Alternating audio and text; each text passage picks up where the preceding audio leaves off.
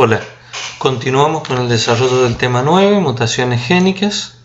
Vamos a pasar a ver ahora las mutaciones espontáneas naturales en relación a su aleatoriedad. Las mutaciones espontáneas o naturales se dan, como dijimos, de forma azarosa, se dan al azar, tanto en el órgano o en el tejido en que se den, como en el organismo en que se den, el individuo dentro de la población, como en el momento en que se den.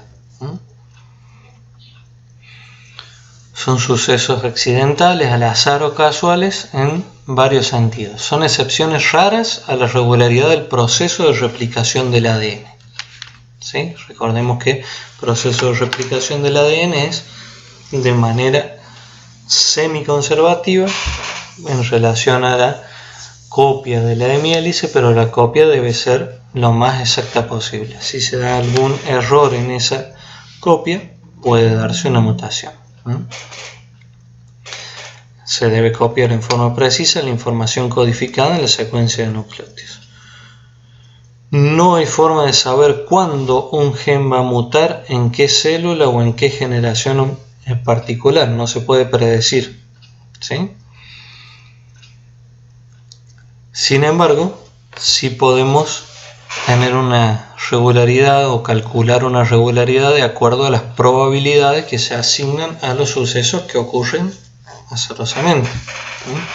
Por ejemplo, podemos decir que las transiciones son más probables que las transversiones y, por otro lado, que las adiciones y deleciones que van a modificar la pauta de lectura son más probables que las sustituciones, o las sustituciones menos probables que las adiciones y deleciones.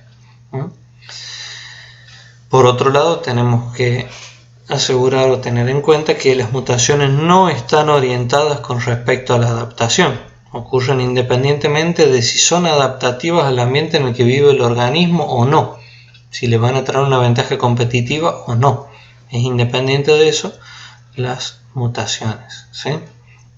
Por lo tanto, se habla de la preadaptatividad de las mutaciones espontáneas. Preadaptatividad, o sea, previo a la adaptación. Las mutaciones espontáneas se producen al azar, no son adaptativas, ¿sí? Son preadaptativas. Ocurren sin que haya un agente que dirija o que cambie o que tenga una intencionalidad para decidir mutar frente a algún estrés. Eso no ocurre, son al azar y son preadaptativas. Muchos experimentos que aclaran esta situación de que son aleatorias, no suceden porque se exponga el organismo en una situación donde la mutación le sea útil. Por ejemplo, uno podría decir, exponerse a un champú ocasionó las mutaciones para la resistencia al champú. No, eso es incorrecto. Lo correcto es que las que son resistentes ya estaban previamente y lo único que hicimos con la aplicación del champú, en este caso para matar los piojos, es simplemente seleccionar a aquellos resistentes. Los no resistentes se murieron por la aplicación del champú. Lo mismo sucede cuando nosotros hacemos una aplicación de herbicida, ¿sí? ¿La exposición al herbicida genera la mutación? No, sin duda que no. Lo único que estamos haciendo es que las malezas resistentes ya existían en el lote y el herbicida lo que controla es a las susceptibles y le deja el nicho libre para proliferar a las que ya eran previamente resistentes. La mutación es preadaptativa. Hay múltiples evidencias de que las mutaciones no son adaptativas, ¿sí? Sino todas las anormalidades que existen, por ejemplo, en humanos, que hay mutaciones para, calculo que la mayoría de los genes, pero por lo menos 2500 son bastante detectables, fáciles de ver o ya están totalmente estudiadas, provocan defectos secundarios hasta letales. La polidactilia, la anemia falciforme que vimos en los videos anteriores, que provoca problemas periotrópicos, la hipertricosis, el albinismo. Si fueran adaptativas, por supuesto, no deberían ocurrir. En otros organismos hay muchas mutaciones que van a causar letalidad, esterilidad o menor viabilidad que si fueran adaptativas, por lo tanto no deberían ocurrir. Por eso no se producen con el propósito de mejorar la adaptación de los individuos. Ocurren al azar, ¿sí? Luego, en el ambiente en el que viven los individuos, serán favorecidos o no. Entonces, ¿cómo tenemos que ver esto? Bueno, las mutaciones naturales ocurren al azar, son preadaptativas, no ocurren con un fin en particular, no pueden determinarse quién es el agente que provocó la mutación, y estos dos investigadores en matrimonio demostraron el carácter preadaptativo, no adaptativo de las mutaciones naturales trabajando con Escherichia coli con una prueba que se denomina prueba de las placas réplica. ¿Cómo es la prueba de las placas réplica? La primera hipótesis es que las cepas de Escherichia coli sobrevivían a los fagos porque ya tenían la resistencia antes de ser expuestas a esos antibióticos. No la adquieren como resultado de la exposición. Como hipótesis alternativa, ellos se plantearon que las sobrevivientes se adaptaron a este ambiente estresante para su supervivencia. Entonces, ¿qué hicieron? Bueno, este es lo que se denomina prueba de las placas réplica. Una misma placa se replica varias veces. Vamos a ver cómo es el método. Se realizaron un cultivo bien diluido de Escherichia coli, sensibles al fago T1, o sea, T1S, sensibles a ese fago. El fago mata a las bacterias. Lo incubaron por un corto tiempo sin el fago T1 para que se desarrollaran colonias pequeñas de Escherichia coli. Luego, a ese cultivo lo replicaron con un sello atrapabacterias, replicaron las colonias en cajas de Petri, donde sí les incorporaron el fago, pero tuvieron en cuenta siempre de no cambiar la orientación del sello, o sea, cada una de las placas las fueron colocando en el mismo sentido. Incubaron la placa y observaron el desarrollo de algunas colonias siempre en el mismo lugar en las distintas placas. Por lo tanto, si crecieron es porque eran colonias resistentes al fago. Aquí tenemos las placas réplica. La placa inicial sin el fago T1 con el cultivo diluido, el sello de terciopelo con el que se copió la placa original y se replicó en múltiples placas esa ubicación de las distintas colonias, y a estas placas réplica sí se les colocó el fago T1. Entonces el fago lo que hizo fue eliminar todas las colonias susceptibles y dejó crecer solamente a las colonias que eran resistentes a ese fago. Fíjense que en todas las placas réplica se dio las mismas colonias que eran las resistentes. Entonces, fíjense que se vuelve a la placa original, ya vamos a continuar con el método, se busca de esas colonias que son resistentes al fago y se las hace crecer en medio, con fago y sin fago. Con fago T1, aquellas colonias resistentes van a crecer, las colonias susceptibles no van a crecer. Si al estar siempre en el mismo lugar, esas colonias estaban presentes ya en la placa original, en la placa matriz donde no se les había colocado el fago, vuelven a la placa matriz, buscan esas zonas marcadas y las no marcadas y realizan la réplica de esas colonias resistentes y susceptibles en medio con fago. Y lo que se observa es que donde había colonias resistentes previamente a esta réplica, crecen porque ya eran previamente resistentes al fago. En cambio, donde había colonias susceptibles no crecen porque son susceptibles al fago T1. Conclusiones: entonces, las colonias resistentes no se habían adaptado para resistir al fago, estaban naturalmente presentes en el cultivo original, aún en ausencia de ese agente que funciona como selectivo. El fago no va a inducir las mutaciones, sino que simplemente va a seleccionar y poner de manifiesto las mutantes resistentes que existían previamente. Por lo tanto, las mutaciones naturales ocurren en forma espontánea, al azar, y son preadaptativas. ¿Cómo hacemos para detectar mutaciones?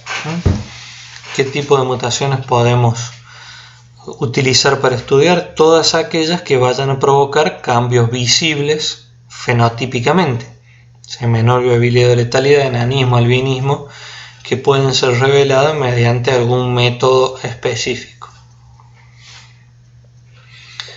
Las mutaciones letales recesivas en este caso han sido muy útiles para estudiarlas porque se transmiten a través de los individuos heterocigotas. Si son recesivas necesitan doble dosis para expresarse. Sin embargo, si estamos en presencia de genes ligados al sexo, los machos con una sola dosis de ese alelo ya van a ser letales, en cambio las hembras van a ser portadoras y transmisoras de ese alelo letal. Los machos vamos a tener de dos tipos entonces, las hembras 3 genotipos distintos. Los machos con una sola dosis del alelo recesivo van a ser letales, en cambio las hembras necesitan doble dosis de ese alelo recesivo para ser letales. Entonces este tipo de mutaciones drásticas inviables son un indicador que puede llevarnos a pensar en que otros cambios pueden darse y se las emplea porque tienen dos ventajas. Se pueden contar con facilidad. Por ejemplo, aquí tenemos el caso de el albinismo en plantas, la ausencia de clorofila. Entonces estas plantas sin clorofila van a ser letales. Si contamos cuántas ausentes de clorofila hay en el total, tenemos una idea de la frecuencia con la que se da estos mutantes, ¿sí? Y muchas veces las mutaciones letales son mucho más frecuentes que las que son viables y visibles. El primer organismo que se utilizó para detectar estas mutaciones recesivas ligadas al sexo fue la Drosophila. Y a este investigador, Müller, se le ocurrió un método que se denominó CLB, esto es una L minúscula por letal recesivo, donde se incluye hembras heterocigotas para una gran inversión, esa inversión es la que se denomina con C, en el cromosoma X, y esa inversión va a anular la recombinación que se dé en esa región del ADN, o sea, no vamos a tener recombinantes para esas regiones. Un marcador fenotípico que permite diferenciar las moscas que llevan esta inversión, que es el ojo en barra, en lugar del ojo multifacetado normal, y un letal recesivo, que es el L chica. O sea, el letal recesivo necesita doble dosis en hembra para expresarse. ¿En qué consiste el método CLB de Müller para detectar las mutaciones recesivas? Bueno, aquí tenemos una hembra donde un macho donde se está buscando qué mutaciones se producen en ese cromosoma X, y una hembra que contiene un cromosoma que lleva esa inversión, el letal recesivo y el ojo en barra, ¿sí? Entonces, al hacer el apareamiento entre estos individuos, vamos a tener hembras que tienen la inversión, hembras que no, pero que recibieron el X, donde estamos buscando mutaciones en el macho, ¿sí? Proveniente del macho. Y en esta primera descendencia, todos estos machos que reciben el CLB, el cromosoma que tiene esa inversión con el letal recesivo de la madre, van a morir y los otros machos van a sobrevivir. En la siguiente generación se seleccionan las hembras que tienen ojos en barra, se la aparean con machos normales, ¿sí? Entonces vamos a tener en estas hembras, nos estamos asegurando que el cromosoma X que no tiene la inversión proviene de este macho, y este macho que se usa en la segunda generación no tiene la inversión letal. Entonces vamos a analizar en la segunda descendencia cómo se transfirió este cromosoma X a la descendencia. O sea, vamos a estudiar a partir de las nietas la presencia de mutaciones en este cromosoma X de su abuelo. Fíjense que ese cromosoma X se va a transmitir tanto a las hembras como a los machos. En las hembras vamos a tener las hembras que llevan la inversión, las hembras con el cromosoma X que estamos estudiando. Sin embargo, lo que nos interesa ver son los machos de la descendencia. Estos van a morir porque llevan el letal recesivo, y en este caso, si apareció o si se produjo una mutación en este macho inicial, también pueden llegar a morir si llevan un letal. Entonces, aquí es donde buscamos en la primera generación el letal, se transmite a las hembras de la descendencia va a ser heterocigota para el cromosoma CLB y el cromosoma X problema, el que nos interesa estudiar. Cuando hacemos la siguiente generación, ese cromosoma X problema se va a transmitir a las hembras y a los machos. Si el X problema contiene un letal recesivo, las hembras CLB heterocigota cruzada con machos monormales no van a tener hijos varones, o sea, no van a aparecer descendientes varones en la descendencia. Si tienen hijos varones, significa que este X problema inicial no tenía ningún letal. Entonces, ¿cómo se interpreta? Si hay machos en la F2, la conclusión es que no hubo ningún letal.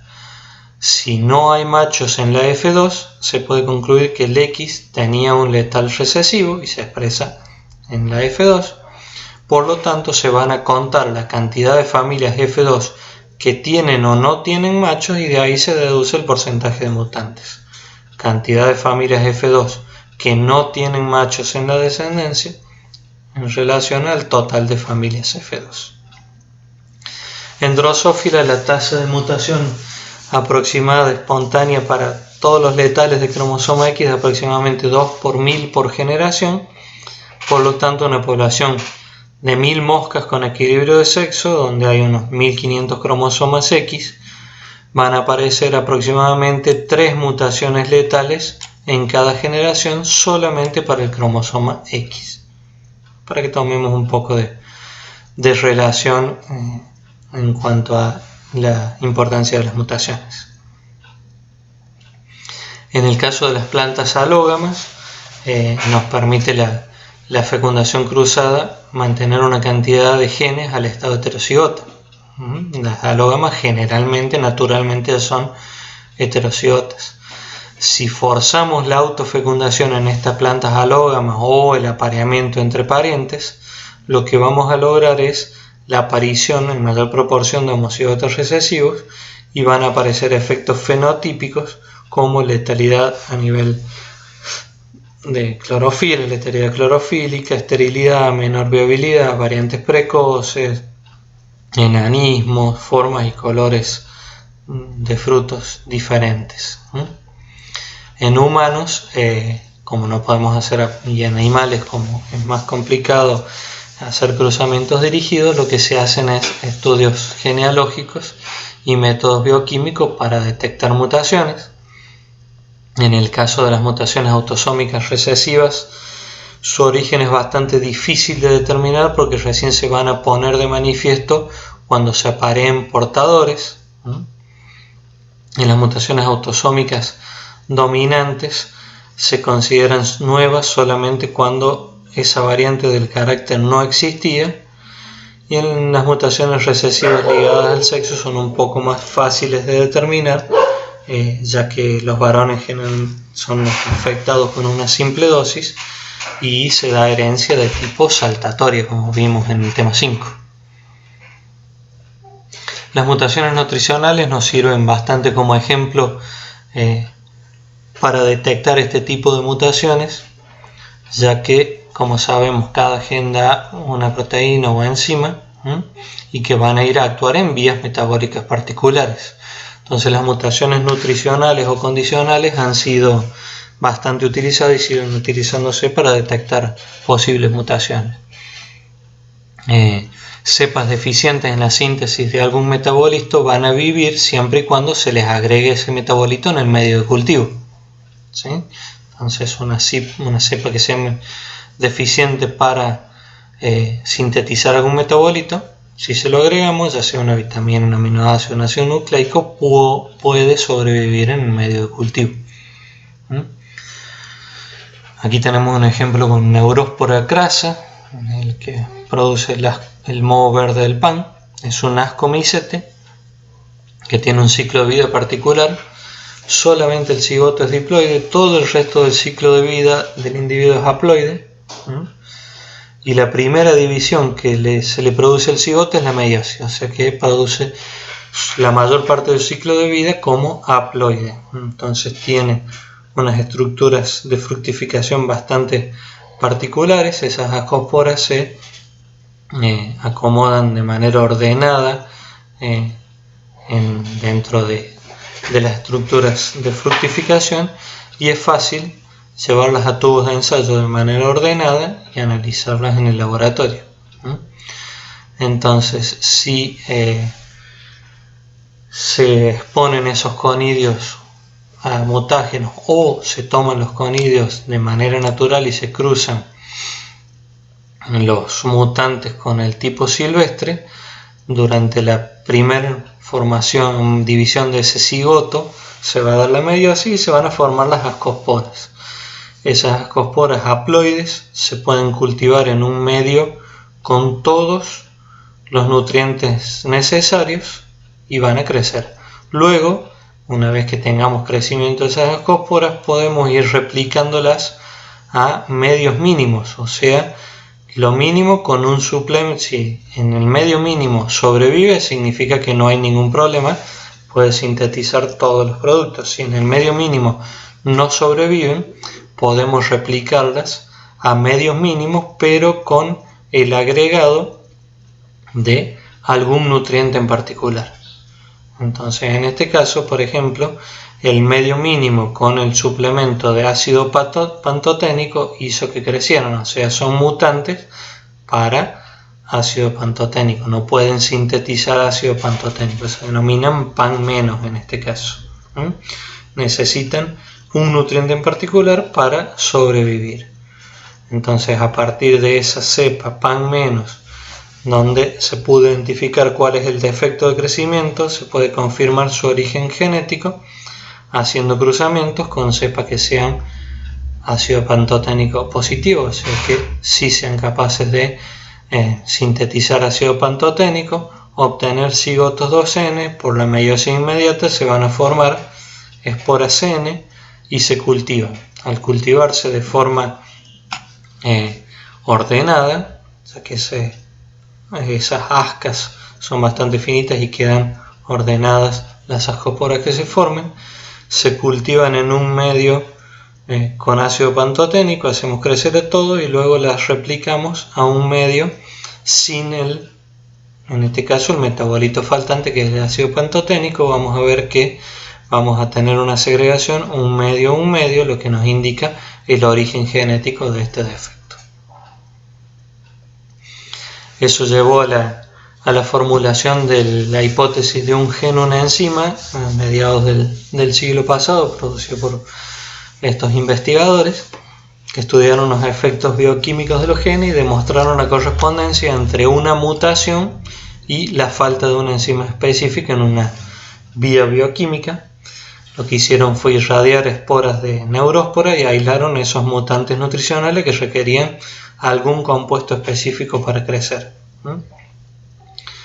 En uno de los primeros ensayos que ellos vieron que algunos requerían piridoxina, otros ácido aminobenzoico, otros tiamina, y en cada caso se había bloqueado un paso metabólico particular que llevaba a la síntesis de cada uno de los productos. Eso les llevó a definir la hipótesis de un gen, una enzima, o sea, un gen, un polipéptido, donde todo paso metabólico está catalizado por una enzima que es el producto del funcionamiento de un gen específico. O sea, el gen A va a producir la enzima A para producir el paso del sustrato al producto A. El gen B va a producir la enzima B que va a catalizar el paso del producto A al B, y así para cada uno de los pasos de la vía metabólica. Una mutación que se diera en el gen B, por ejemplo, bloquearía el paso de A a B y por lo tanto se va a acumular el producto A. Eso sirve para identificar cuál es el paso que está bloqueado. Bueno, entonces si tenemos cepas que tengan distintas mutaciones, podemos estudiar cuál es la vía metabólica o cuál es el paso que está cortado. Por ejemplo, en este caso tenemos 3 cepas, el mutante 1 que requiere para sobrevivir arginina, citrulina o ornitina. Sin duda que el paso que tiene cortado es este paso inicial, ¿sí? El mutante 2 que requiere arginina o citrulina, el que tiene cortado es el segundo paso, porque necesita citrulina o arginina para sobrevivir. En el caso de la mutante 3, que solo requiere arginina para sobrevivir, el que tiene cortado es el paso anterior a la formación de arginina, o sea, esta enzima H. Entonces hay una correspondencia entre la mutación y la enzima que se forma. Aquí tenemos el esquema del metabolismo de la fenilalanina en humanos. Por ejemplo, en la fenilcetonuria, la enfermedad de la fenilcetonuria, el paso que está cortado es este, entonces se va a acumular fenilalanina. En el albinismo, el que está cortado es este paso, por lo tanto lo que se va a acumular va a ser tirosina y no se va a formar melanina. En la tirosinosis se acumula hidroxifenilpirúvico y este es el paso que está cortado. En la alcaptonuria, de la misma manera, este es el paso que está cortado. Se puede identificar cuál es la enzima que está, si se puede identificar cuál es el gen que está, la enzima que está ausente, se puede identificar dónde se produjo la mutación. Un gen, una enzima. Por lo tanto, de cualquiera de esas maneras que estuvimos viendo, podemos analizar las frecuencias de mutación y analizar las tasas de mutaciones. Recuerden que las tasas de mutación era la probabilidad con que se produce una mutación por cada entidad biológica por cada generación. Lo que tenemos en cuenta es el tiempo para las tasas de mutación.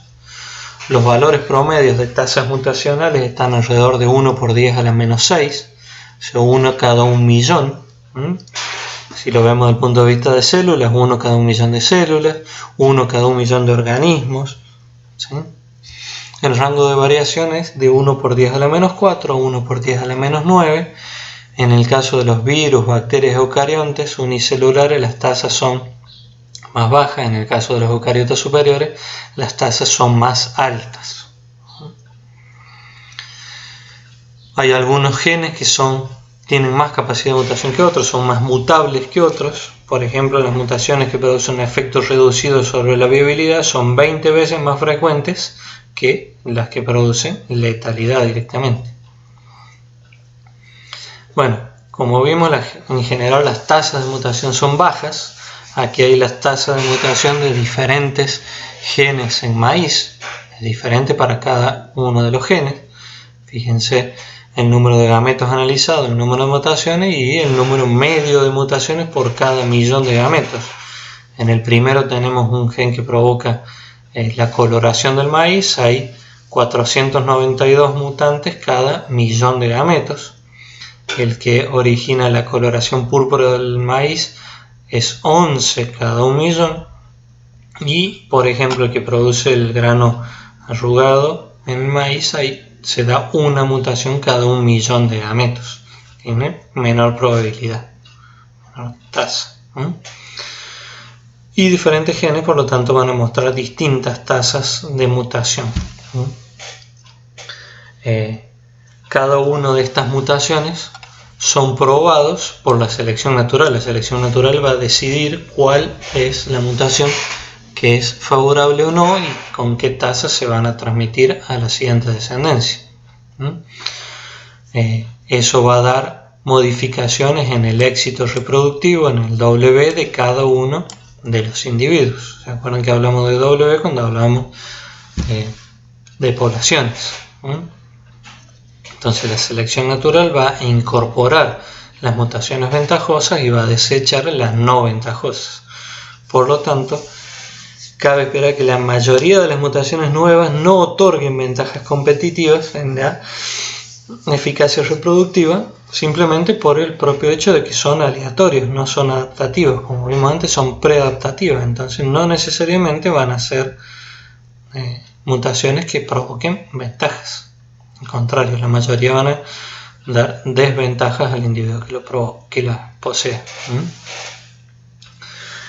Las tasas de mutación actuales serían las mínimas posibles para evitar la pobreza, la pauperización y la falta de variación para responder a posibles cambios ambientales. ¿Sí?